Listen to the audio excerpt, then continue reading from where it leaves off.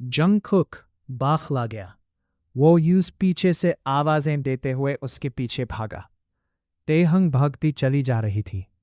काफी दूर भागने के बाद उसने पीछे मुड़कर देखा तो जंगकुक उसके पीछे था। वो फिर से तेज भागी। भागते भागते उसे एक झटका लगा। किसी ने मजबूती से उसे थाम लिया। वो खौफजदा सी हो गई। जंगकुक, प्लीज मुझे छोड़ दो, मुझे जाने दो। ये कहते हुए उसने जैसे ही उस पकड़ने वाले को देखा तो उसकी सांस ऊपर की ऊपर और नीचे की नीचे रह गई। वो इंतहाई क्रियाशक्ल एक लंबा चौड़ा देवहेकल शख्स था जो उसे जकते हुए था। जंगकुक, वो जोर से चीखी और जंगकुक जहां खड़ा था वहीं रुक गया। वो हैरत से उस शख्स को देख रहा था। तेहंग बुरी तरह उसके बाजुओं में जकती हुई थी। बोगाम, तुम? हाँ जंगकुक, मैं। तुम क्या समझते थे कि किसी को पता नहीं चलेगा और तुम एक लड़की से प्यार करते रहोगे? तुम उसे शादी करने वाले हो? तुमने हमारे कबीले की रवायत को तोड़ा है। मैं तुम्हें इसकी सजा दूंगा। बोगाम निहायत ही गुस्से से बोला। बोगाम जंगकुक वगैरह के कबीले की फौज का सिपाह सालार था। जंगकुक अपने माँ बाप की शादी के 8 साल बाद पैदा हुआ था। सो जब जंगकुक पैदा हुआ बहुत खुशियां मनाई गई थी। हर किसी को जंगकुक से बहुत प्यार था। आखिर को उनके बादशाह की इकलौती औलाद थी।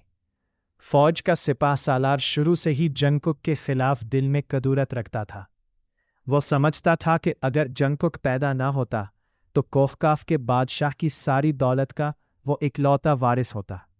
लेकिन जंगकुक की वजह से वो इस दौलत से महरूम हो गया। उसने जंगकुक को मारने के कई तरीके आजमाए लेकिन नाकाम रहा। फिर जब उसे पता चला कि जंगकुक किसी इंसानी लड़की से प्यार का सिलसिला चला रहा है तो मौके की तलाश में रहने लगा और आज उसे मौका मिल गया था। सो जंगकुक को मारने का बोगाम के पास ये अच्छा मौका था जो उसे दोबारा नहीं मिलना था। बोगाम, तुम ये क्या कह रहे हो? तुम मुझे मार दोगे? जंगकुक हैरत से बोला। हाँ, तुम्हें मैं मारूंगा। मैं तो शुरू से ही तुम्हारे खिलाफ रहा हूं।